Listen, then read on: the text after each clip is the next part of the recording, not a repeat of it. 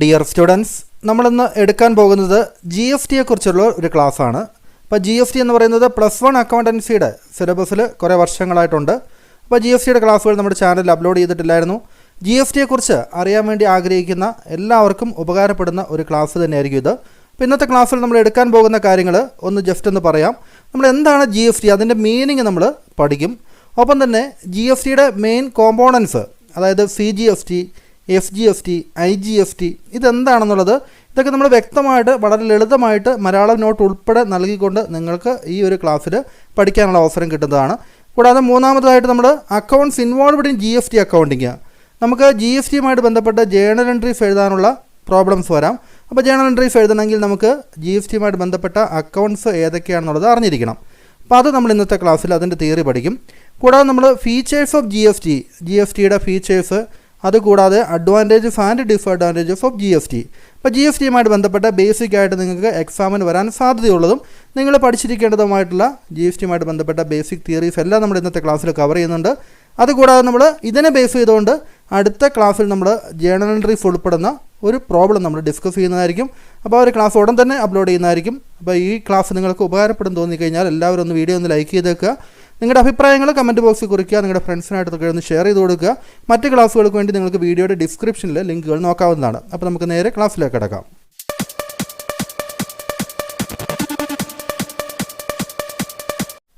ആദ്യം നമുക്ക് G S ടിയുടെ മീനിങ്ങിൽ തന്നെ തുടങ്ങാം.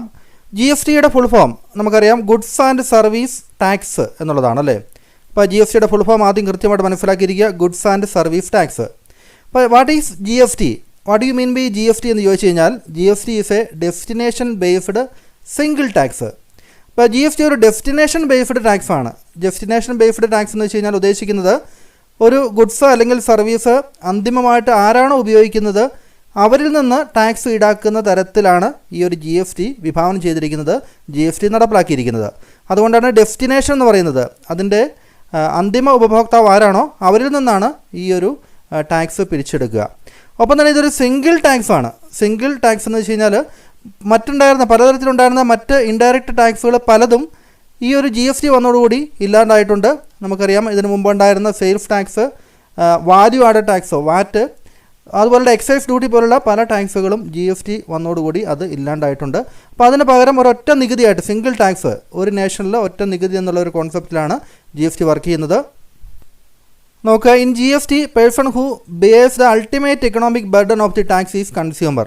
അപ്പോൾ കൺസ്യൂമറാണ് ജി എസ് ടിയിൽ അൾട്ടിമേറ്റ് ആയിട്ട് ആ ഒരു ടാക്സ് ബർഡൻ, നികുതി ഭാരം അത് കൺസ്യൂമറുടെ മേലാണ്. അവസാനം ഉപയോഗിക്കുന്ന കൺസ്യൂമർ ആരാണോ അവരിലാണ് ഈ നികുതി ഭാരം വരുന്നത് എന്ന രീതിയിലാണ് അതിൻ്റെ ഡെസ്റ്റിനേഷൻ ബേസ്ഡ് ടാക്സ് എന്ന് പറയുന്നത്. എന്തിനുമേലാണ് ഈ ടാക്സ് ചുമത്തുക? On the supply of goods and services from the manufacturer to the consumer. അതായത് മാനുഫാക്ചറർ ഒരു ഉൽപ്പന്നത്തിൻ്റെയോ സർവീസിൻ്റെയോ മാനുഫാക്ചറർ ഗുഡ്സോ സർവീസോ ഉൽപ്പന്നമോ സേവനമോ അത് കൺസ്യൂമറിലേക്ക് വിതരണം നടത്തുമ്പോൾ എത്തിക്കുമ്പോഴാണ് ഈ ഒരു ടാക്സ് ഈടാക്കുന്നത് അല്ലേ. അപ്പോൾ G S T has replaced multiple indirect tax levied by the central and state government. ഇപ്പോൾ സെൻട്രൽ ഗവൺമെൻറ്റിൻ്റെയും സ്റ്റേറ്റ് ഗവൺമെൻറ്റിൻ്റെയും പലതരത്തിലുള്ള ഇൻഡയറക്റ്റ് ടാക്സുകൾ ഒഴിവാക്കിക്കൊണ്ട് അതിനെയൊക്കെ റീപ്ലേസ് ചെയ്തുകൊണ്ടാണ് ഒരു രാജ്യത്തെ ഒരു യൂണിഫൈഡ് മാർക്കറ്റായിട്ട്, ഒരൊറ്റ മാർക്കറ്റായിട്ട് മാറ്റിക്കൊണ്ടാണ് ജി എസ് ടി നിലവിൽ വന്നത്. അപ്പോൾ മലയാളത്തിൽ നിങ്ങൾ ഇതൊന്ന് വായിച്ചുകൊണ്ട് നോക്കുക. അപ്പോൾ നിങ്ങൾക്ക് അതിന് ശേഷം ഇംഗ്ലീഷ് വായിക്കുകയാണെങ്കിൽ നിങ്ങൾക്ക് അല്പം കൂടി കൃത്യമായിട്ട് ഇതിൻ്റെ മീനിങ് മനസ്സിലാക്കുകയും ചെയ്യും. ഇനി നമ്മൾ അടുത്തത് പഠിക്കാൻ പോകുന്നത് കോമ്പോണൻറ്റ്സ് ഓഫ് ജി എസ് ടി ആണ്. അപ്പോൾ ജി എസ് ടിയുടെ 3 കോമ്പോണൻറ്റുകൾ നമ്മൾ മനസ്സിലാക്കും, C G S T, F G S T, I G S T. അപ്പോൾ ജി എസ് ടിയുടെ കൂടെ നമ്മൾ അതിൻ്റെ ആദ്യത്തെ ലെറ്ററുകൾ അഡീഷണലായിട്ട് സി എന്നും എഫ് എന്നും ഐ എന്നും വരുന്നതെന്ന് മാത്രമേ ഉള്ളൂ അല്ലേ. ഇപ്പോൾ C G S T, F G S T, I G S T. അതിൽ നമുക്ക് ഒന്നാമതായിട്ട് എന്താണ് സി ജി എസ് ടി എന്നുള്ളത് ആദ്യം നോക്കാം. C G S T, C for central എന്നുള്ള ആ ഒരു അർത്ഥത്തിലാണ് സി കൊടുത്തിരിക്കുന്നത്. സെൻട്രൽ ഗുഡ്സ് ആൻഡ് സർവീസ് ടാക്സിനെയാണ് നമ്മൾ സി ജി എസ് ടി എന്ന് പറയുന്നത്. അതായത് taxes collected under C G S T. നമ്മളൊരു ഉൽപ്പന്നം വാങ്ങുമ്പോൾ നമ്മൾ സി ജി എസ് ടി കൊടുക്കുമ്പോൾ അത് സെൻട്രൽ ഗവൺമെൻറ്റിലേക്കുള്ള വരുമാനമായിട്ടാണ് സി ജി എസ് ടി കൊടുക്കുക. അതായത് ടാക്സിൻ്റെ 2 ഭാഗങ്ങളുണ്ട്, സി ജി എസ് ടിയും എഫ് ജി എസ് ടിയും. സാധാരണ ഒരു സംസ്ഥാനത്തിനകത്ത് നടക്കുന്ന ട്രാൻസാക്ഷനിലാണ് ഈ ഒരു സി ജി എസ് ടിയും എഫ് ജി എസ് ടിയും ഉൾപ്പെടുത്തുക. അപ്പോൾ ഇവിടെ സി ജി എസ് ടി ആയിട്ട് കളക്ട് ചെയ്യുന്ന എമൗണ്ട് അത് കേന്ദ്ര ഗവൺമെൻറ്റിൻ്റെ റവന്യൂ ആണ്. അപ്പോൾ നമുക്ക് സംസ്ഥാനങ്ങൾക്കും ഒപ്പം തന്നെ കേന്ദ്ര ഗവൺമെൻറ്റിനും ഈ ഒരു നികുതിയുടെ വീതം കിട്ടുന്ന രീതിയിലാണ് അത് അറേഞ്ച് ചെയ്തിരിക്കുന്നത്. അപ്പോൾ ഒരു ടാക്സിന്മേലുള്ള C G S T portion പോകുന്നത് കേന്ദ്ര ഗവൺമെൻറ്റിലേക്കാണ് അല്ലേ. അപ്പോൾ എന്താണ് C G S T? Central goods and service tax ആണ്. അപ്പോൾ tax collected under CGST will constitute the revenues of the central government. ഇനി SGST എന്താണെന്ന് നമുക്ക് നോക്കുക. It means state goods and service tax. ഇത് സെൻട്രൽ ആയിരുന്നെങ്കിൽ എഫ് എന്ന് പറയുന്നത് എന്താണ്? State goods and service tax ആണ്. എ കളക്ഷൻ ഓഫ് FGST എന്ന് പറയുന്നത് അതാത് സ്റ്റേറ്റ് ഗവൺമെൻറ്റിൻ്റെ വരുമാനമാണ്. ഈ ഒരു ടാക്സിൻ്റെ ഈ ഒരു പോർഷൻ FGST പോർഷൻ പോകുന്നത് അതായത് സ്റ്റേറ്റ് ഗവൺമെൻറ്റുകൾക്കാണ് വരുമാനമായിട്ടാണ് പോവുക. ഇപ്പോൾ നമ്മൾ മനസ്സിലാക്കേണ്ട ഒരു കാര്യം ഇപ്പോൾ തന്നെ പഠിച്ചു വയ്ക്കുക. CGSTയും FGSTയും അത് നമ്മൾ ഗുഡ്സും സേവനങ്ങളും അതൊരു സ്റ്റേറ്റിനകത്ത് തന്നെ ട്രാൻസാക്ഷൻ നടത്തുമ്പോഴാണ്. ഉദാഹരണത്തിന് ഇപ്പോൾ കേരളത്തിനകത്ത് തിരുവനന്തപുരത്ത് നിന്ന് കോട്ടയത്തേക്കാണ് ബിസിനസ് നടക്കുന്നതെന്ന് വിചാരിക്കുക. തിരുവനന്തപുരത്തുള്ള ആൾ കോട്ടയത്തുള്ള ഒരാൾക്ക് ഗുഡ്സ് അല്ലെങ്കിൽ സർവീസ് നൽകുന്നു. അപ്പോൾ അങ്ങനെ വരുമ്പോൾ അതൊരു സ്റ്റേറ്റ് ട്രാൻസാക്ഷനാണ്. സ്റ്റേറ്റ് എന്ന് വെച്ചാൽ വിത്തിൻ എ സ്റ്റേറ്റ് എന്നാണ്, ഒരു സ്റ്റേറ്റിനകത്ത് തന്നെ ഉള്ളത്. അപ്പോൾ അങ്ങനെയുള്ള സാഹചര്യത്തിലാണ് നമ്മൾ CGSTയും FGSTയും വരിക.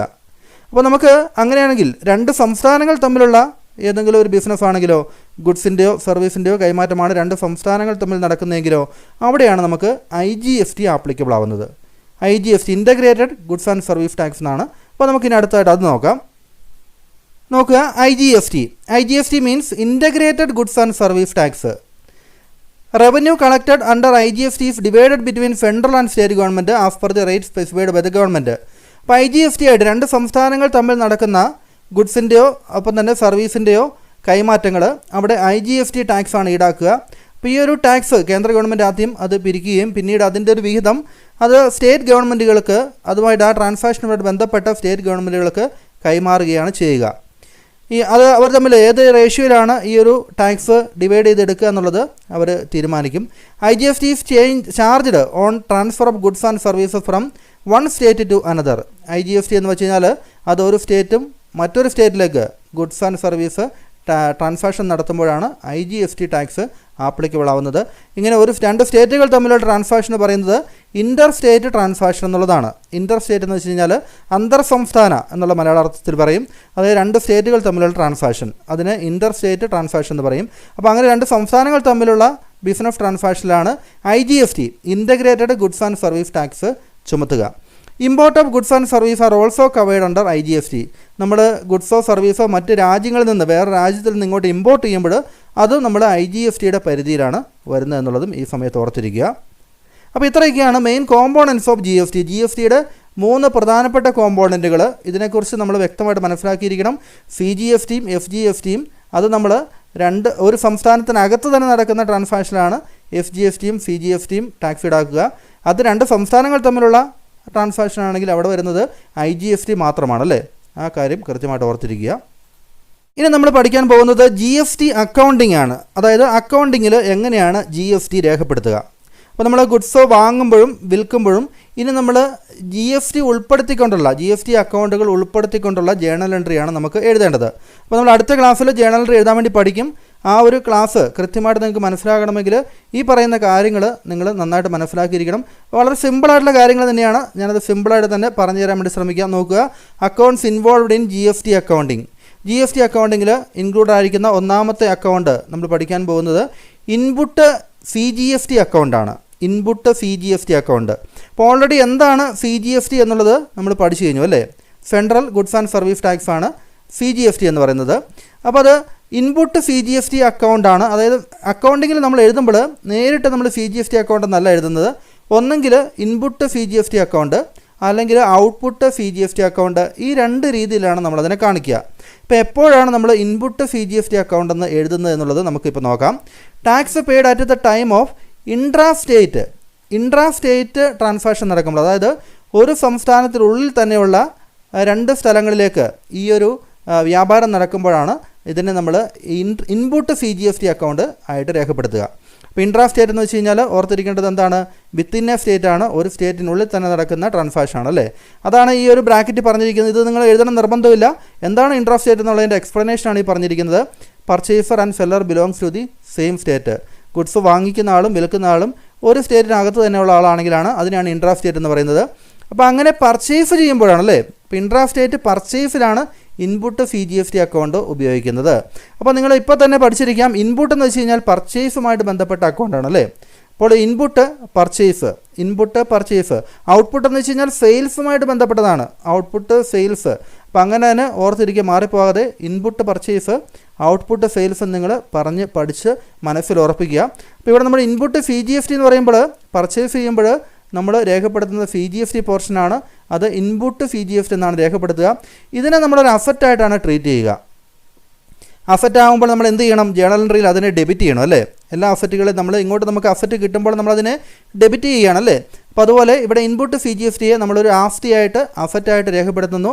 This is an asset because this advance can be set of against output CGST. അപ്പോൾ ഇത് നമ്മളൊരു അസറ്റായിട്ട് എഴുതാനുള്ളൊരു കാരണം എന്ന് പറയുന്നത്, നമ്മൾ ഗുഡ്സ് വാങ്ങിക്കുമ്പോഴാണ് ഇൻപുട്ട് CGST അക്കൗണ്ട് രേഖപ്പെടുത്തുക അല്ലേ? ഗുഡ്സ് വാങ്ങിക്കുമ്പോൾ ഇൻപുട്ട് CGST എന്ന പേരിൽ നമ്മൾ ടാക്സും കൂടെ കൂട്ടിയിട്ടാണ് അതിൻ്റെ ടോട്ടൽ എമൗണ്ട് നമ്മൾ കൊടുക്കുക. അപ്പോൾ അങ്ങനെ വാങ്ങിക്കുന്ന ഗുഡ്സ് നമ്മൾ പിന്നീട് വിൽക്കുമ്പോൾ, നമ്മൾ ബിസിനസ്സാണ് നടത്തുന്നതെങ്കിൽ നമ്മൾ റോ മെറ്റീരിയൽസ് വാങ്ങിക്കുന്നുണ്ടാവാം. അങ്ങനെ റോ മെറ്റീരിയൽസ് വാങ്ങിക്കുമ്പോൾ നമ്മൾ ഇൻപുട്ട് CGST നമ്മൾ അടയ്ക്കണം, ടാക്സ് അടയ്ക്കണം.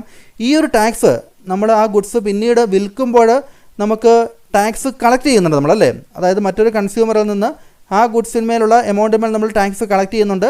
അതിനെയാണ് ഔട്ട്പുട്ട് CGST എന്ന് പറയുന്നത്. ഈ ഔട്ട്പുട്ട് CGST നമ്മൾ ഗവൺമെൻറ്റിലേക്ക് അടയ്ക്കേണ്ട എമൗണ്ടാണ്. അങ്ങനെ അടയ്ക്കുമ്പോൾ നമുക്ക് ആദ്യം നമ്മൾ ആ ഉൽപ്പന്നം വാങ്ങിച്ചപ്പോൾ നമ്മളടച്ച ടാക്സ് എന്ത് ചെയ്യാം? അത് കുറയ്ക്കാം. അതായത് ഇൻപുട്ട് CGST എന്ന് പറഞ്ഞാൽ നമ്മളെ സംബന്ധിച്ച് ടാക്സ് ക്രെഡിറ്റ് ആണ്. നമുക്ക് അത്രയും ടാക്സ് ക്രെഡിറ്റ് ആയി നിൽക്കും. നമ്മൾ ഔട്ട്പുട്ട് CGST നമ്മൾ ഗുഡ്സ് വിൽക്കുമ്പോൾ നമ്മൾ കളക്ട് ചെയ്യുന്ന ടാക്സ്, കൺസ്യൂമറിൽ നിന്ന് കളക്ട് ചെയ്യുന്ന ടാക്സ് ഗവൺമെൻറ്റിലേക്ക് അടയ്ക്കുമ്പോൾ നമുക്ക് ആദ്യം ഈ ഇൻപുട്ട് CGST കുറച്ചിട്ട് ബാക്കിയുള്ളത് അടച്ചാൽ മതി. അപ്പോൾ അതുകൊണ്ടാണ് നമ്മൾ ഇൻപുട്ട് CGST എന്തായിട്ട് കണക്ക് കൂട്ടുക? ഒരു അസറ്റായിട്ട് കണക്ക് കൂട്ടുന്നത്. നമ്മളിത് ജേണൽ എൻട്രീസ് എഴുതുമ്പോൾ നമ്മൾ ഇതിൻ്റെയൊക്കെ ആപ്ലിക്കേഷൻ നമ്മൾ പഠിക്കും. അപ്പോൾ നിങ്ങളുടെ ഈ തിയറിയൊക്കെ വളരെ കൃത്യമായിട്ട് നിങ്ങൾക്ക് കൂടുതൽ നന്നായിട്ട് മനസ്സിലാകുകയും ചെയ്യും കേട്ടോ. ഇപ്പോൾ ഇവിടെ നമ്മൾ കൃത്യമായിട്ട് പഠിച്ചിരിക്കേണ്ടത് എന്താണ്? ഇൻപുട്ട് CGST അക്കൗണ്ട് അത് GSTയുമായിട്ട് ബന്ധപ്പെട്ട ഒരു അക്കൗണ്ടാണ്. ഇൻപുട്ട് CGST അക്കൗണ്ട് എഴുതുന്നത് ഇൻട്രാ സ്റ്റേറ്റ് പർച്ചേസിലാണ്. അതായത് സംസ്ഥാനത്തിനകത്ത് തന്നെ നടക്കുന്ന പർച്ചേസിലാണ് ഇൻപുട്ട് CGST എഴുതുന്നത് അല്ലേ? ഇതൊരു അസറ്റായിട്ടാണ് ട്രീറ്റ് ചെയ്യുന്നത്. ഇത് അസറ്റായിട്ട് ട്രീറ്റ് ചെയ്യാൻ കാരണം പിന്നീട് നമുക്കിത് ഔട്ട്പുട്ട് CGSTയിൽ നിന്ന് സെറ്റ് ഓഫ് ചെയ്യാൻ വേണ്ടി സാധിക്കും. അത്രയും കുറച്ചിട്ടുള്ള എമൗണ്ട് നമ്മൾ ഔട്ട്പുട്ട് CGST ആയിട്ട് ഗവൺമെൻറ്റിലേക്ക് അടച്ചാൽ മതി എന്നുള്ളതുകൊണ്ടാണ് ഇത് നമ്മളൊരു അസറ്റായിട്ട് ട്രീറ്റ് ചെയ്യുന്നതുകൊണ്ട് നമ്മളിതിനെ ജേണൽ എൻട്രിയിൽ ഡെബിറ്റാണ് ചെയ്യുന്നത്.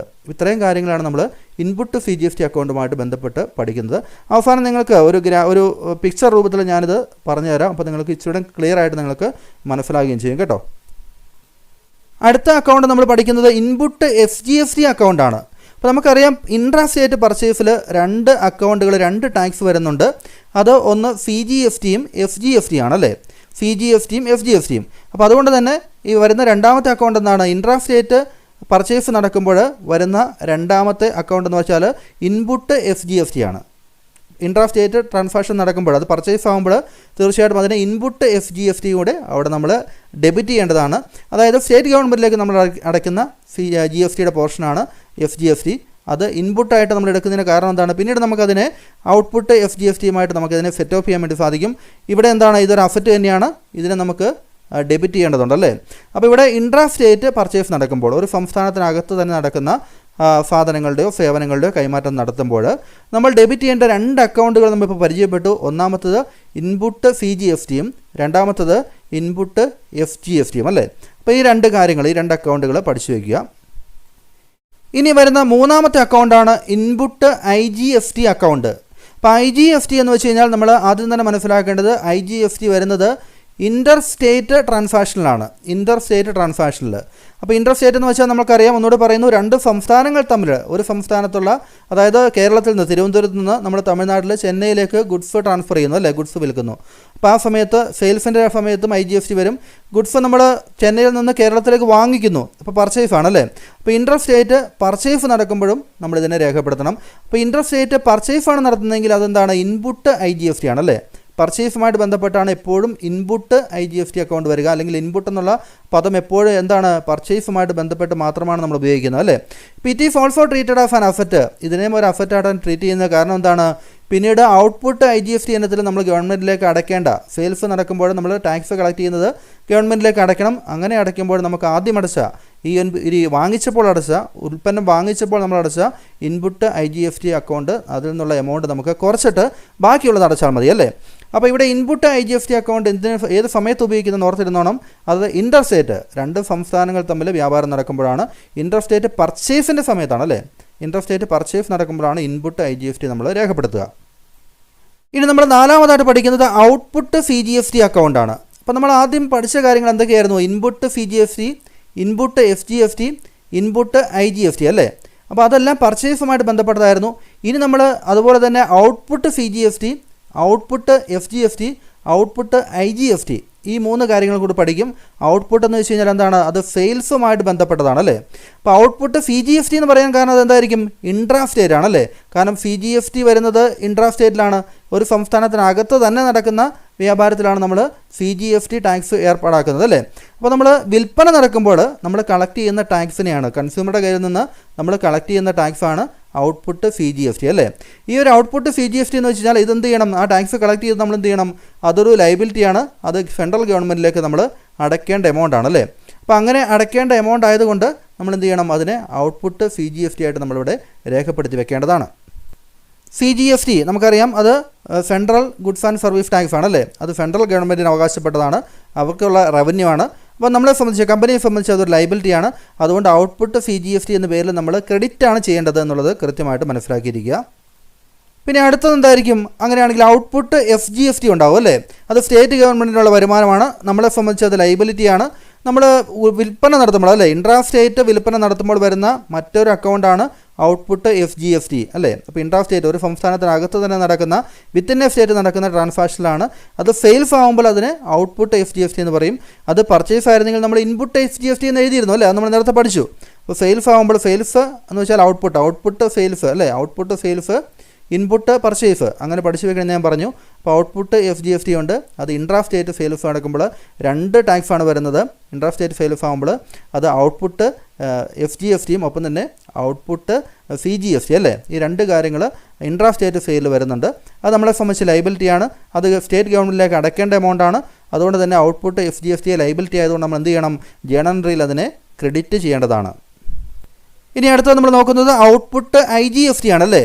IGST എന്നുള്ള പേര് കേൾക്കുമ്പോൾ തന്നെ നമ്മൾ ഓർത്തോണം, അത് 2 സ്റ്റേറ്റുകൾ തമ്മിലുള്ളതാണല്ലേ? ഇൻ്റർ സ്റ്റേറ്റ് ട്രാൻസാക്ഷൻ നടക്കുമ്പോൾ അത് ഔട്ട്പുട്ട് IGST ആയതുകൊണ്ട് എന്താണ്? ഇൻ്റർ സ്റ്റേറ്റ് സെയിലാണല്ലേ? ഇൻ്റർ സ്റ്റേറ്റ് സെയിൽ നടക്കുമ്പോഴാണ്, വിൽപ്പന നടക്കുമ്പോഴാണ് ഔട്ട്പുട്ട് IGST വരിക. ഇൻ്റർ സ്റ്റേറ്റ് 2 സംസ്ഥാനങ്ങൾക്ക് തമ്മിലുള്ള വാങ്ങലായിരുന്നെങ്കിൽ, പർച്ചേസ് ആയിരുന്നെങ്കിൽ നമ്മളത് നേരത്തെ പഠിച്ചു, നമ്മൾ ഇൻപുട്ട് IGST ആണല്ലേ? ഇത് ഔട്ട്പുട്ട് IGST ആണ്. ഇത് നമ്മളെ സംബന്ധിച്ച് ലയബിലിറ്റിയാണ്. അത് നമ്മൾ സെൻട്രൽ ഗവൺമെൻറ്റിലേക്ക് കൊടുക്കേണ്ട എമൗണ്ടാണ്. പിന്നീട് സെൻട്രൽ ഗവൺമെൻറ് ഡിവൈഡ് ചെയ്ത് സ്റ്റേറ്റ് ഗവൺമെൻറ് ഒരു പോർഷൻ നൽകുകയും ചെയ്യും അല്ലേ? ആദ്യം നമ്മളത് സെൻട്രൽ ഗവൺമെൻറ്റിലേക്ക് അടയ്ക്കേണ്ട ലയബിലിറ്റിയാണ്. അതുകൊണ്ട് എന്ത് ചെയ്യണം? ജേണൽ എൻട്രിയിൽ ഇതും എന്ത് ചെയ്യണം? ഇതും ക്രെഡിറ്റ് ചെയ്യേണ്ട ഒരു ഐറ്റം തന്നെയാണല്ലേ? അപ്പോൾ ഇത്രയും 6 അക്കൗണ്ടുകളാണ് പ്രധാനമായിട്ടും നിങ്ങൾക്ക് GST അക്കൗണ്ടിങ്ങുമായിട്ട് ബന്ധപ്പെട്ട് നമ്മൾ പഠിച്ചിരിക്കേണ്ടത്. ഏറ്റവും പ്രധാനപ്പെട്ട അക്കൗണ്ടുകളാണ്. അപ്പോൾ ഇത് നമുക്ക് ജസ്റ്റ് ഒന്ന് ഇവിടെ ഒന്ന് ഷോർട്ടായിട്ട് ഞാനൊന്ന് കാണിക്കുന്നുണ്ട്, നിങ്ങൾക്ക് അല്പം ഒരു ക്ലാരിറ്റി കിട്ടുന്നതിന് വേണ്ടി. നോക്കുക, ഇൻപുട്ട് CGSTയും ഇൻപുട്ട് FGSTയും അത് നമ്മൾ ഇൻട്രാ സ്റ്റേറ്റ് പർച്ചേസിനാണ് ഉപയോഗിക്കുന്നത്. അതുകൊണ്ട് ഷോർട്ട് നോട്ടായിട്ട് നിങ്ങൾക്ക് എവിടെയെങ്കിലും കുറിച്ച് വയ്ക്കാം. ഇൻപുട്ട് CGSTയും ഇൻപുട്ട് FGSTയും അത് ഇൻട്രാ സ്റ്റേറ്റ് പർച്ചേസിന് ഉപയോഗിക്കുന്നു. നിങ്ങൾക്ക് നിങ്ങളുടെ മൊബൈലിൽ സ്ക്രീൻഷോട്ട് എടുത്ത് സൂക്ഷിക്കുകയും ചെയ്യാം. കേട്ടോ, ഷോർട്ടായിട്ട് നമുക്ക് വളരെ എളുപ്പത്തിൽ പഠിച്ചു വയ്ക്കാവുന്നതാണ്. അതായത് ഇൻട്രാ സ്റ്റേറ്റ് ഒരു സംസ്ഥാനത്തിനകത്ത് തന്നെ നടത്തുന്ന പർച്ചേസിലാണ് നമ്മൾ ഉപയോഗിക്കേണ്ട 2 അക്കൗണ്ടുകൾ എന്തൊക്കെയാണ്? Input CGSTയും input FGSTയും. പർച്ചേസും ഇൻപുട്ടും അല്ലേ? നമ്മളങ്ങനെ പഠിച്ചു വെക്കണമെന്ന് പറഞ്ഞിരുന്നു. അടുത്തത് ഇൻപുട്ട് IGST ആണെങ്കിലോ അത് ഇൻ്റർ സ്റ്റേറ്റ് പർച്ചേസാണ്. 2 സംസ്ഥാനങ്ങൾ തമ്മിൽ പർച്ചേസ് നടത്തുമ്പോഴാണ് ഇൻപുട്ട് IGST നമ്മൾ ഉപയോഗിക്കുന്നത്. ഇനി നമുക്ക് സെയിൽസിൻ്റെ കാര്യം നോക്കാം. ഔട്ട്പുട്ട് CGSTയും ഔട്ട്പുട്ട് FGSTയും അത് നമ്മളെപ്പോഴാണ് ഉപയോഗിക്കുന്നത്? ഇൻട്രാ സ്റ്റേറ്റ് സെയിലാണല്ലേ? അതായത് ഒരു സംസ്ഥാനത്തിനകത്ത് തന്നെ നടക്കുന്ന ട്രാൻസാക്ഷനിലാണ് നമ്മൾ ഔട്ട്പുട്ട് CGSTയും ഔട്ട്പുട്ട് FGST ഉപയോഗിക്കുന്നത്. സെയിൽസുമായിട്ട് ബന്ധപ്പെട്ടാണ് ഔട്ട്പുട്ട് എന്നുള്ള പദം വരുന്നത് അല്ലേ? ജേണൽ എൻട്രി എഴുതുമ്പോൾ ഇതെങ്ങനെയാണ് എഴുതുന്നത് എന്നുള്ളത് കൃത്യമായിട്ട് നമുക്ക് കാണിച്ചു തരുന്നതാണ്. അത് അടുത്ത ക്ലാസ്സിലായിരിക്കും ഉണ്ടായിരിക്കുക. നമ്മൾ ഔട്ട്പുട്ട് IGST എന്ന് പറഞ്ഞ് ഉപയോഗിക്കുന്ന എപ്പോഴാണ്? ഇൻ്റർ സ്റ്റേറ്റ് സെയിൽ അല്ലേ? 2 സംസ്ഥാനങ്ങൾ തമ്മിൽ നടക്കുന്ന വിൽപ്പന, ആ വിൽപ്പനയിലാണ് നമ്മൾ ഔട്ട്പുട്ട് IGST ആയിട്ട് നമ്മളതിനെ ക്രെഡിറ്റ് ചെയ്ത് വെക്കുക. അപ്പോൾ ഈ ഒരു കാര്യം ഷോർട്ട് നോട്ടായിട്ടൊന്ന് കുറിച്ച് വയ്ക്കുക. ഇത് തന്നെ നമുക്കൊരു പിക്ചറായിട്ട് ഒന്നുകൂടെ നോക്കാം. ഇൻട്രാ സ്റ്റേറ്റ് പർച്ചേസ് എന്ന് വെച്ചാൽ എന്താണ്? വിത്തിൻ എ സ്റ്റേറ്റ്, ഒരു സ്റ്റേറ്റിനുള്ളിൽ തന്നെ നടക്കുന്ന പർച്ചേസാണ്. അങ്ങനെ ഇൻട്രാ സ്റ്റേറ്റ് പർച്ചേസ് നടത്തുമ്പോൾ ഒന്നാമതായിട്ട് ഇൻപുട്ട് CGST അക്കൗണ്ട് ഉണ്ടാവും, രണ്ടാമതായിട്ട് ഇൻപുട്ട് FGST അക്കൗണ്ട് ഉണ്ടാവും അല്ലേ? അപ്പോൾ ഇൻട്രാ സ്റ്റേറ്റ് ഒരു സ്റ്റേറ്റിനുള്ളിൽ തന്നെ നടക്കുന്ന പർച്ചേസിൽ നമ്മൾ രേഖപ്പെടുത്തേണ്ട 2 അക്കൗണ്ടുകൾ, ഡെബിറ്റ് ചെയ്യേണ്ട 2 അക്കൗണ്ടുകൾ ഇൻപുട്ട് CGSTയും ഇൻപുട്ട് FGSTയും അല്ലേ? 2നെ നമ്മൾ അസറ്റുകളായിട്ടാണ് ട്രീറ്റ് ചെയ്യുന്നത്. അതുകൊണ്ടാണ് നമ്മൾ ഡെബിറ്റ് ചെയ്യുക. ഇനി ഇൻ്റർ സ്റ്റേറ്റ് പർച്ചേസ് ആണെങ്കിലോ 2 സംസ്ഥാനങ്ങൾ തമ്മിലുള്ള പർച്ചേസ് ആണെങ്കിൽ, അത് ബിറ്റ്വീൻ 2 സ്റ്റേറ്റ്സ് അല്ലേ? 2 സ്റ്റേറ്റുകൾക്കിടയിലുള്ള ആ ട്രാൻസാക്ഷൻ ആണെങ്കിൽ അവിടെ നമ്മൾ രേഖപ്പെടുത്തുന്നത് ഇൻപുട്ട് IGST ആണല്ലേ? ഇൻപുട്ട് IGST ആണ് പർച്ചേസുമായിട്ട് ബന്ധപ്പെട്ട് രേഖപ്പെടുത്തുക. ഇനി ഇൻട്രാ സ്റ്റേറ്റ് സെയിൽ ആണെങ്കിലോ, ഒരു സ്റ്റേറ്റിനുള്ളിൽ തന്നെ നടക്കുന്ന വിത്തിൻ എ സ്റ്റേറ്റ് സെയിൽ ആണെങ്കിൽ അവിടെ നമ്മൾ രണ്ട് ഇതുപോലെ തന്നെ ഇൻപുട്ട് CGSTക്ക് പകരം നമ്മൾ ഔട്ട്പുട്ട് CGSTയും ഇൻപുട്ട് FGSTക്ക് പകരം നമ്മൾ ഔട്ട്പുട്ട് CGSTയും രേഖപ്പെടുത്തും അല്ലേ. ഔട്ട്പുട്ട് CGST ഔട്ട്പുട്ട് FGST അല്ലേ. ഇനി നമുക്ക് അടുത്തത് എന്താണ്, ബിറ്റ്വീൻ ടു സ്റ്റേറ്റിൽ രണ്ട് സ്റ്റേറ്റുകൾ തമ്മിലുള്ള ഇൻട്രാ സ്റ്റേറ്റ് സെയിൽ ആണെങ്കിലോ വിൽപ്പനയാണെങ്കിലോ അത് ഔട്ട്പുട്ട് IGST ആയിരിക്കും അല്ലേ. ഔട്ട്പുട്ട് IGST ആണ് നമ്മൾ രേഖപ്പെടുത്തേണ്ടത്. അപ്പോൾ ഈ ഒരു പിക്ചറിൽ നിങ്ങൾക്ക് കൃത്യമായിട്ട് ഓർത്തിരിക്കാം. ഇത് നിങ്ങളൊന്ന് സ്ക്രീൻഷോട്ട് എടുത്ത് സേവ് ചെയ്ത് വെച്ചുകൊള്ളുക, നിങ്ങൾക്ക് ഉപകാരപ്പെടും. ഓക്കെ, നമ്മളിപ്പോൾ GSTയുമായിട്ട് ബന്ധപ്പെട്ട കുറേ കാര്യങ്ങൾ നമ്മൾ പഠിച്ചു കഴിഞ്ഞു അല്ലേ. അപ്പോൾ ഇതിൻ്റെ അടിസ്ഥാനത്തിൽ നമുക്ക് ഫീച്ചേഴ്സ് ഓഫ് GSTയുടെ ഫീച്ചേഴ്സ് നമുക്ക് നോക്കാം. അപ്പോൾ ഇത് നിങ്ങൾ മീനിങ് പറഞ്ഞതിന് ശേഷം ഉടൻ തന്നെ നിങ്ങൾ ഫീച്ചേഴ്സും ഒപ്പം തന്നെ അതിൻ്റെ അഡ്വാൻറ്റേജസും അത് പഠിപ്പിക്കാതിരുന്നത് നമുക്ക് കുറച്ചുകൂടെ ഒരു ക്ലാരിറ്റി, അതുമായിട്ട് ബന്ധപ്പെട്ട അക്കൗണ്ടുകളും അതുമായിട്ട് ബന്ധപ്പെട്ട അതിൻ്റെ കോമ്പോണൻസും പഠിച്ചതിന് ശേഷം ഇത് പറയുമ്പോഴാണ് നിങ്ങൾക്കത് കൃത്യമായിട്ട് മനസ്സിലാകുക. അപ്പോൾ അതുകൊണ്ടാണ് ഇപ്പോൾ ഇത് നമ്മൾ എടുക്കാൻ വേണ്ടി ശ്രമിക്കുന്നത്. നമുക്ക് നമ്മൾ ഫീച്ചേഴ്സ് ഓഫ് GSTയുടെ ഫീച്ചേഴ്സിലേക്ക് നമ്മൾ വരുമ്പോൾ ഒന്നാമത്തെ ഫീച്ചർ എന്ന് പറയുന്നത് GST applied all over India including Jammu and Kashmir. അപ്പോൾ GST എന്ന് പറയുന്നത് അത് ജമ്മു ആൻഡ് കാശ്മീർ ഉൾപ്പെടെ ഇന്ത്യയിലെ എല്ലാ സംസ്ഥാനത്തും അത് നടപ്പിലാക്കിയിട്ടുണ്ട്. എല്ലാ സംസ്ഥാനത്തും GST ആപ്ലിക്കബിളാണ്. അവിടെ ഈ ഒരു ടാക്സ് റേറ്റ് ആപ്ലിക്കബിളാണ്. One nation and one tax, ഒറ്റ രാജ്യം ഒരൊറ്റ ടാക്സ്, ആ ഒരു കോൺസെപ്റ്റിലാണ് GST കൊണ്ടുവന്നിരിക്കുന്നത്. അപ്പോൾ അത് ഒന്നാമത്തെ ഫീച്ചറാണ്. രണ്ടാമത്തത് GST is destination based taxation. GST ഒരു ഡെസ്റ്റിനേഷൻ ബേസ്ഡ് ടാക്സേഷനാണ്. നമ്മൾ ആദ്യം പറഞ്ഞു അൾട്ടിമേറ്റ് കൺസ്യൂമർ, ആ ഉൽപ്പന്നം അല്ലെങ്കിൽ സേവനം ഉപയോഗിക്കുന്ന അൾട്ടിമേറ്റ് അന്തിമമായിട്ടുള്ള ഉപഭോക്താവാണ് അതിന്മേൽ ടാക്സ് കൊടുക്കേണ്ടത്. അതുകൊണ്ട് അതൊരു ഡെസ്റ്റിനേഷൻ ബേസ്ഡ് ടാക്സേഷനാണ് വരുന്നത്. Under the GST administration the final tax would be paid by the consumer for the goods and service purchased. നമ്മൾ ഉപയോഗിക്കുന്ന അത് വാങ്ങുന്ന ചരക്കുകളുടെ സേവനങ്ങളുടെ ഉപഭോക്താവാണ് അന്തിമമായി നികുതി അടയ്ക്കേണ്ടി വരുന്നത് അല്ലേ. അതുകൊണ്ടാണ് അതിനെ ഡെസ്റ്റിനേഷൻ ബേസ്ഡ് ടാക്സ് എന്ന് പറയുന്നത്. അടുത്തത് മൂന്നാമത്തത് CGST, FGST ആൻഡ് IGST അല്ലേ. മൂന്ന് കാര്യങ്ങൾ നമ്മൾ പഠിച്ചതാണല്ലേ. CGSTയും FGSTയും അത് ഒരു സംസ്ഥാനത്തിനകത്ത് തന്നെ ട്രാൻസാക്ഷൻ നടത്തുമ്പോൾ, IGST രണ്ട് സംസ്ഥാനങ്ങൾ തമ്മിലുള്ള വിൽപ്പനയും വാങ്ങലും അല്ലേ, അവിടെയാണ് IGST ഉപയോഗിക്കുന്നത്. Are levied at rates mutually agreed upon by the central and state. അപ്പോൾ ഈ റേറ്റുകൾ CGST ആയിട്ടും FGST ആയിട്ടും IGST ഒക്കെ ആയിട്ട് എത്ര പെർസെൻറ്റേജാണ് ടാക്സ് ഈടാക്കേണ്ടതെന്നുള്ളതൊക്കെ സെൻട്രൽ ഗവൺമെൻറ്റും കേന്ദ്ര ഗവൺമെൻറ്റും മറ്റ് സംസ്ഥാനങ്ങളൊക്കെ കൂടി ആലോചിച്ച് മ്യൂച്വലി അഗ്രീഡ് അല്ലേ, പരസ്പരം ആലോചിച്ച് എഗ്രി ചെയ്താണ് അവർ ടാക്സ് റേറ്റ് ഈടാക്കുന്നത്. അടുത്തത് there are 4 tax slab, namely 5%. അതായത് GSTയിൽ പ്രധാനമായിട്ടും 4 ടാക്സ് സ്ലാബുകളാണുള്ളത്. അതായത് കുറേ ഉൽപ്പന്നങ്ങൾക്ക് ടാക്സ് റേറ്റ് എന്ന് പറഞ്ഞാൽ 5% ആയിരിക്കും, വേറെ ചില ഉൽപ്പന്നങ്ങൾക്ക് 12% ആയിരിക്കും, വേറെ ചില ഉൽപ്പന്നങ്ങൾക്ക് 18% ആയിരിക്കും, വേറെ ചില ഉൽപ്പന്നങ്ങൾക്ക് 28% ആയിരിക്കും. അപ്പോൾ അങ്ങനെ 4 സ്ലാബുകളിലായിട്ടാണ് ഈ ഒരു GST ഈടാക്കുന്നത്. അപ്പോൾ നമ്മൾ വാങ്ങിക്കാൻ ഉദ്ദേശിക്കുന്ന ആ ഉൽപ്പന്നം എന്ന് പറയുന്നത് ഒരുപക്ഷെ അത് 5% ടാക്സ് കൊടുക്കേണ്ട ഉൽപ്പന്നമാകാം, അല്ലെങ്കിൽ 12% ടാക്സ് കൊടുക്കേണ്ടതാകാം, 18% ടാക്സ് കൊടുക്കേണ്ടതാകാം. ഏതായാലും ഈ 4 ടാക്സിൽ സ്ലാബിൽ പെടുന്നതായിരിക്കും നമ്മുടെ ഉൽപ്പന്നങ്ങൾ അല്ലേ. അപ്പോൾ നമുക്ക് നോക്കാം, ഇതിൽ പെട്രോൾ പോലുള്ള ചില ഉൽപ്പന്നങ്ങൾ ഇപ്പോഴും GSTയുടെ പരിധിയിൽ പെടുത്തിയിട്ടില്ല. അതിലൊക്കെ ഇപ്പോഴും കേരള ഗവൺമെൻറ് അല്ലെങ്കിൽ സംസ്ഥാന ഗവൺമെൻറ്റുകൾ തന്നെയാണ് അതിന്മേൽ ടാക്സ് ഈടാക്കിക്കൊണ്ടിരിക്കുന്നത്. അത് ഓർത്തിരിക്കുക. അപ്പോൾ ചില പ്രൊഡക്റ്റുകൾ GSTയുടെ പരിധിയിൽ നിന്ന് ഒഴിവാക്കിയിട്ടുണ്ട്. അപ്പോൾ നമുക്ക് ഈ ഒരു ടാക്സ് പെർസെൻറ്റേജ് അത് ഏതൊക്കെ ഉൽപ്പന്നങ്ങൾക്കാണ് എന്നുള്ളത് ജസ്റ്റ് നമുക്കൊരു പിക്ചർ കണ്ടു നോക്കാം. ഇവിടെ നോക്കുക, നമുക്ക് GST ന്യൂ ടാക്സ് റേറ്റ്, ഏറ്റവും പുതിയതായിട്ടുള്ള ടാക്സ് റേറ്റ് എന്ന് പറയുന്നത് അത് നമുക്ക് എക്സംപ്റ്റഡ്, അതായത് GST ടാക്സ് റേറ്റ് ഇല്ലാത്ത ഐറ്റംസോട് പറഞ്ഞിട്ടുണ്ട്. Food grains, pure milk, eggs, card, lassi, unpacked paneer, അങ്ങനെ കുറേ ഐറ്റംസ്, വെജിറ്റബിൾസ്, ഫ്രഷ് വെജിറ്റബിൾസ്, ആട്ട, അങ്ങനെ കുറേ ഐറ്റംസ് GSTയുടെ പരിധിയിൽ നിന്ന് ഒഴിവാക്കിയിട്ടുണ്ട്. 5% പരിധിയിൽ വരുന്നതാണ് ഷുഗർ, പഞ്ചസാര, ടീ, കോഫി, എഡിബിൾ ഓയിൽ, അങ്ങനെ 5% പരിധിയിൽ വരുന്ന ഉൽപ്പന്നങ്ങളാണ് ഇതെല്ലാം വരുന്നത്. 12% പരിധിയിൽ butter, ghee, mobile, cashew nut, almond, അതെല്ലാം 12% GST റേറ്റാണ്. 18% hair oil, soap, tooth paste, capital goods, industrial intermediates, pasta, cornflakes, അതെല്ലാം 18% റേറ്റിലാണ് വരുന്നത്. 28% വരുന്നത് ഏറ്റവും കൂടുതൽ GST ടാക്സ് ഈടാക്കുന്നത് കൺസ്യൂമർ ഡ്യൂറബിൾസ്, നമുക്ക് ഫ്രിഡ്ജ്, TV, അതുപോലെ കൺസ്യൂമർ ഡ്യൂറബിൾസ്, കാറുകൾ, cement, chewing gum, custard powder, pan masala, perfume, shampoo, അങ്ങനെയുള്ള ഐറ്റംസിനാണ് ഏറ്റവും കൂടുതൽ 28% GST ടാക്സ് ഈടാക്കുന്നത്. ഗോൾഡിൻ്റെ GST റേറ്റ് എന്ന് പറയുന്നത് 3% ആണ്. സ്വർണ്ണത്തിന്മേൽ GST ഏർപ്പാടാക്കിയിരിക്കുന്നത് 3% ആണ്. അപ്പോൾ ഇത്രയും കാര്യങ്ങളാണ് നമ്മൾ ഇതുമായിട്ട് ബന്ധപ്പെട്ട് ജസ്റ്റ് ഒന്ന് ഓർത്തിരുന്നാൽ മതി. നിങ്ങൾക്ക് അറിവിലേക്ക് വേണ്ടിയാണ് ഈ ഒരു പിക്ചർ ഷെയർ ചെയ്തിരിക്കുന്നത്. ഇനി നമ്മൾ അടുത്ത ഫീച്ചറായിട്ട് പഠിക്കുന്നത് the CGST and FGST is payable on all intra state supply of goods and services. അപ്പോൾ നമുക്കിവിടെ CGSTയും FGSTയും എപ്പോഴാണ് ചാർജ് ചെയ്യുന്നത് എന്നുള്ളത് നമുക്ക് ഓൾറെഡി അറിയാം. അതായത് ഒരു സംസ്ഥാനത്തിനകത്ത് തന്നെ നടക്കുന്നത് അല്ലേ, വിത്തിൻ എ സ്റ്റേറ്റ് ട്രാൻസാക്ഷനാണ്, ഇൻട്രാ സ്റ്റേറ്റ് ട്രാൻസാക്ഷനാണ്, പർച്ചേസിലും സെയിലുമാണ് നമ്മൾ CGSTയും FGSTയും നമ്മൾ ഉപയോഗിക്കുന്നത്. ചരക്കുകളുടെ സേവനങ്ങൾ ഒരു സംസ്ഥാനത്തിനകത്ത് തന്നെയുള്ള സാധനങ്ങളുടെയും സേവനങ്ങളുടെയും കൊടുക്കൽ വാങ്ങലുകൾക്ക് CGST FGST എന്നിവ നൽകണം എന്നുള്ളത് മലയാളത്തിൽ വായിച്ച് നോക്കുമ്പോൾ നിങ്ങൾക്കത് കുറച്ചുകൂടെ ഐഡിയ കിട്ടും. അടുത്ത നോക്കുക, IGST ഈസ് പേയബിൾ. IGST സംബന്ധിച്ച് അത് payable in all inter state supply of goods and service അല്ലേ. നമ്മൾ രണ്ട് സംസ്ഥാനങ്ങൾ തമ്മിലുള്ള ഉൽപ്പന്നങ്ങൾ വാങ്ങൽ വിൽപ്പന അവിടെയാണ് നമ്മൾ IGST എഴുതുക. അത് നമ്മൾ മറ്റൊരു ഫീച്ചറായിട്ട് നമ്മൾ പഠിക്കുന്നു. അടുത്ത tax liability arises when the taxable person crosses exemption limit that is 40 lakhs. അതായത് നമ്മൾ GST രജിസ്ട്രേഷൻ എടുക്കേണ്ടതും ടാക്സ് അടയ്ക്കേണ്ടതുമായിട്ടുള്ള സ്ഥാപനങ്ങളെ സംബന്ധിച്ച് പറഞ്ഞിരിക്കുന്നത് അത് അവരുടെ വാർഷിക വിറ്റുവരവ് 40 ലക്ഷം രൂപ കടന്നു കഴിഞ്ഞാലാണ് GST രജിസ്ട്രേഷൻ എടുക്കേണ്ടതും ടാക്സ് നൽകേണ്ടതും അല്ലേ. അപ്പോൾ നമുക്ക് 40 ലക്ഷത്തിൽ താഴെയാണ് നമ്മുടെ വിറ്റുവരവെങ്കിൽ ആ ഒരു സ്ഥാപനം, ആ ഒരു കട GST രജിസ്ട്രേഷൻ എടുക്കേണ്ട ആവശ്യമില്ല എന്നുള്ളതും മനസ്സിലാക്കിയിരിക്കുക. അപ്പോൾ ഗുഡ്സ് ആണെങ്കിലും സേവനങ്ങളാണെങ്കിലും സർവീസ് ആണെങ്കിലും നമുക്ക് ഈ ഒരു 40 ലക്ഷം പരിധിയാണ് ഏറ്റവും ലേറ്റസ്റ്റ് ആയിട്ട് വന്നിരിക്കുന്ന ആ ഒരു എക്സംഷൻ ലിമിറ്റ് എന്ന് പറയുന്നത്. ഇനി നമുക്ക് അടുത്തതായിട്ട് നമ്മൾ പഠിക്കുന്നത് അഡ്വാൻറ്റേജസ് ഓഫ് GST ആണ്. GSTയുടെ അഡ്വാൻറ്റേജസ്, GST നടപ്പിലാക്കിക്കൊണ്ടുള്ള ഗുണങ്ങളിൽ ഒന്നാമത്തെ reduce the tax burden by eliminating tax on tax. അപ്പോൾ ഇത്രയും നാൾ നമ്മൾ ടാക്സിന്മേൽ ടാക്സ്, നികുതിക്ക് മേൽ നികുതി നമ്മൾ അടച്ചുകൊണ്ടാണ് ടാക്സ് ഈടാക്കിക്കൊണ്ടിരുന്നത്. അപ്പോൾ അങ്ങനെ വരുമ്പോൾ ടാക്സിൻ്റെ എമൗണ്ട് എന്ന് പറയുന്നത് വളരെ കൂടുതലായിരുന്നു. അതായത് എല്ലാ സ്ഥലത്തും ഒരാൾ ഉൽപ്പന്നം വാങ്ങുമ്പോൾ ടാക്സ് കൊടുക്കുന്നു, പിന്നീട് അത് മറിച്ച് വിൽക്കുമ്പോൾ വീണ്ടും ടാക്സ് കളക്ട് ചെയ്യുന്നു. അപ്പോൾ അങ്ങനെ വരുമ്പോൾ ടാക്സിന്മേൽ ടാക്സ് ഈടാക്കിക്കൊണ്ടിരുന്നു. അതായത് ഒരു കാസ്കേഡിങ് ടാക്സ് എഫക്റ്റ് ആയിരുന്നു. അപ്പോൾ ടാക്സ് എഫക്റ്റ് എന്ന് പറഞ്ഞാൽ അത് ടാക്സ് നികുതി കൊടുക്കുന്ന ആളുകളെ പരമാവധി ചൂഷണം ചെയ്യുന്ന രീതിയിലുള്ള ഒരു ടാക്സ് ആയിരുന്നു നേരത്തെ ഉണ്ടായിരുന്നത്. അത്തരത്തിലുള്ള ഒരു കാസ്കേഡിങ് ടാക്സ് എഫക്റ്റ് ഒഴിവാക്കിക്കൊണ്ട്, ടാക്സ് ഓൺ ടാക്സ് ഒഴിവാക്കിക്കൊണ്ട് നികുതി കൊണ്ടുവന്നു എന്നുള്ളത് ഇതിൻ്റെ ഒന്നാമത്തെ അഡ്വാൻറ്റേജ് ആണ്. രണ്ടാമത്തത് ടാക്സ് അഡ്മിനിസ്ട്രേഷൻ ബിക്കം സിമ്പിൾ. നമുക്ക് നികുതി പിരിക്കൽ, നികുതിയുമായിട്ട് ബന്ധപ്പെട്ട നിയമങ്ങളൊക്കെ അത് വളരെ സിംപ്ലിഫൈ ചെയ്തിട്ടുണ്ട്, ലളിതവൽക്കരിച്ചിട്ടുണ്ട്. രണ്ടാമത്തെ അഡ്വാൻറ്റേജ് മിറ്റിഗേറ്റ് ടാക്സ് ഇവേഷൻ. പരമാവധി ആളുകളെ ഈ ഒരു ടാക്സ് ബ്രാക്കറ്റിനുള്ളിലേക്ക് കൊണ്ടുവന്നുകൊണ്ട് പരമാവധി ടാക്സ് പിരിച്ചെടുക്കുന്ന രീതിയിൽ പരമാവധി കൂടുതൽ ആളുകളിൽ നിന്ന് ടാക്സ് പിരിച്ചെടുക്കുന്നു. അപ്പോൾ ടാക്സ് ഇവേഷൻ, ടാക്സ് വെട്ടിപ്പ് പരമാവധി തടയാൻ വേണ്ടി സാധിക്കുന്നുണ്ട്. ഓൺലൈനായിട്ടാണ് ഇതിൻ്റെ കാര്യങ്ങളൊക്കെ, ടാക്സ് ക്രെഡിറ്റ് ചെയ്യുന്നതും അതിൻ്റെ പേയ്മെൻ്റ് എല്ലാം ഓൺലൈനായിട്ടാണ്. അതുകൊണ്ട് തന്നെ അതിൻ്റെ ടാക്സ് ഇവേഷൻ, ടാക്സ് വെട്ടിക്കുന്നത്, ടാക്സ് വെട്ടിപ്പ് കുറയ്ക്കുന്നു.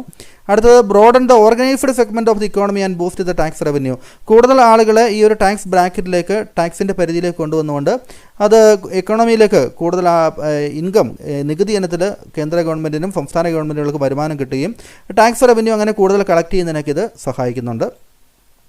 അടുത്ത നമ്മൾ പഠിക്കുന്നത് ഡിസ്അഡ്വാൻറ്റേജസ് ഓഫ് GST ആണ്. GSTക്ക് എന്തെങ്കിലും GST നടപ്പിലാക്കിയപ്പോൾ അതുകൊണ്ട് എന്തെങ്കിലും ദോഷങ്ങൾ ഉണ്ടായിട്ടുണ്ടോ എന്നുള്ളത് നമുക്ക് നോക്കാം.